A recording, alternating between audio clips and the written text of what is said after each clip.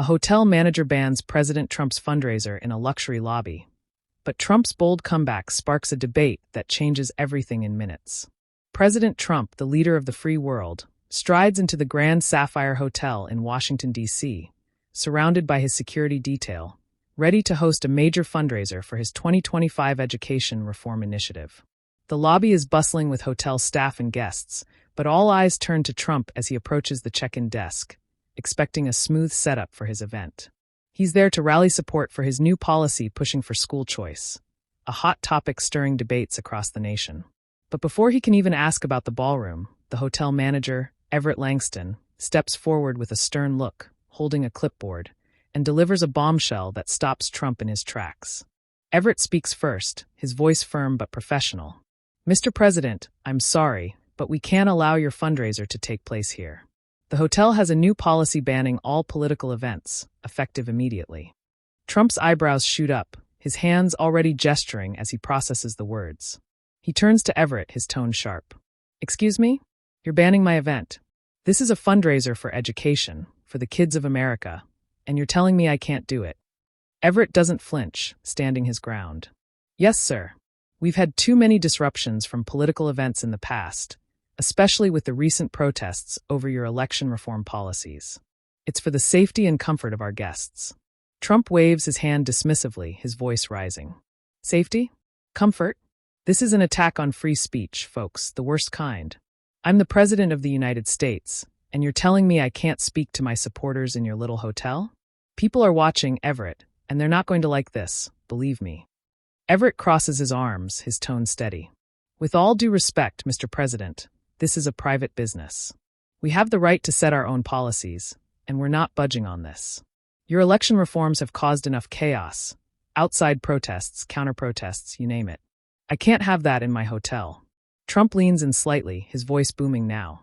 "Chaos? You want to talk about chaos? Let me tell you something, Everett. The only chaos here is your decision to shut down a perfectly good event. I've got donors coming, big donors, the best people, and they're ready to support our kids, our schools. You're stopping that. You're stopping progress." Everett fires back. "I'm stopping trouble, sir. Last time we hosted a political event, we had to call the police because protesters blocked the entrance. My guests couldn't even get to their rooms. I'm not risking that again, not on my watch." Trump points a finger, his tone sharp and commanding. "You're making a big mistake, Everett, a huge mistake. I've been to hundreds of hotels, the best hotels, and none of them ever pulled this nonsense. You think you can just ban the president? I'll sue you. I'll sue this whole place, and it'll be the easiest lawsuit I've ever won, believe me." Everett doesn't back down, his voice calm but firm. "Go ahead and sue, Mr. President. The law's on our side. Private businesses can refuse service for events like this, and we've got every right to enforce our policy. You can't force your way in here." Trump's eyes narrow, and he takes a step closer, his voice dropping to a more serious tone. "You think you're smart, huh? You think you've got it all figured out? Let me tell you something. I've dealt with people like you before, and I always win. Always. This isn't just about your hotel, it's about freedom. People have a right to hear me speak, to support my policies. You're stomping on the Constitution, and I won't stand for it." Everett shakes his head, his tone unwavering. "This isn't about the Constitution, sir. This is about keeping my hotel running smoothly. Your policies might mean freedom to you, but to my guests, they mean disruption. I've got families staying here, business travelers, people who just want a quiet night. I'm not turning my lobby into a battleground for your election reform debates." Trump throws his hands up, his voice echoing through the lobby. "Battleground? You're the one starting a war here, Everett.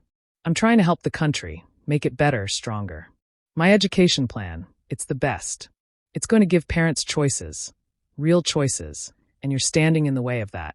You're standing in the way of America's future." Everett counters quickly. "I'm standing in the way of chaos, Mr. President. Your election reforms have people riled up. Some love them, some hate them, but either way, it's a mess out there. I can't have that mess in here. My guests deserve better." Trump smirks, shaking his head. "You know what your problem is, Everett? You're scared. You're scared of a little noise, a little action. I've been dealing with protests my whole life, and I never back down. Never. You think a few angry people outside are a problem? That's nothing. You should be thanking me for bringing attention to your hotel. Everett's tone sharpens. Thanking you? My hotel's reputation is on the line, sir. I've got a business to run, not a circus. If I let your event happen, I'll have to deal with the fallout, protesters, media, maybe even violence. I'm not taking that risk. Not for you, not for anyone. Trump crosses his arms, his voice dripping with sarcasm. Oh, you're a real hero, aren't you? Protecting your precious hotel while the country's future hangs in the balance. Let me tell you something, Everett. I've got the best lawyers, the best team, and we're going to fight this. You think you can stop me? You can't stop me. I'll find a way. I always do. Everett responds, his voice steady.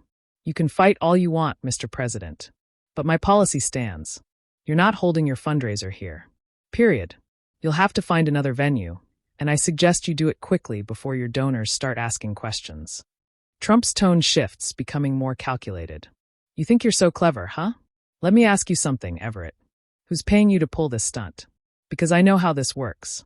I've seen it before. Someone's got to be behind this. Someone who doesn't want my education plan to succeed. Who is it? The unions? The Democrats? Tell me. Everett blinks, caught off guard for a moment, but he recovers quickly. No one's paying me, sir. This is my decision and mine alone. I don't care about your politics. I care about my hotel. That's all. Trump waves a hand, his voice booming again. I don't believe you. Not for a second. You're hiding something, Everett. And I'll find out what it is, mark my words.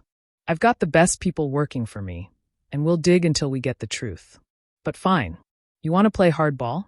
Let's play hardball. He turns to his security detail, motioning for one of them to step forward. Get me my legal team on the phone right now. We're going to look into this hotel, this manager, everything. Everett watches, his expression unchanged. Do what you have to do, Mr. President. But my policy isn't changing, and your event isn't happening here.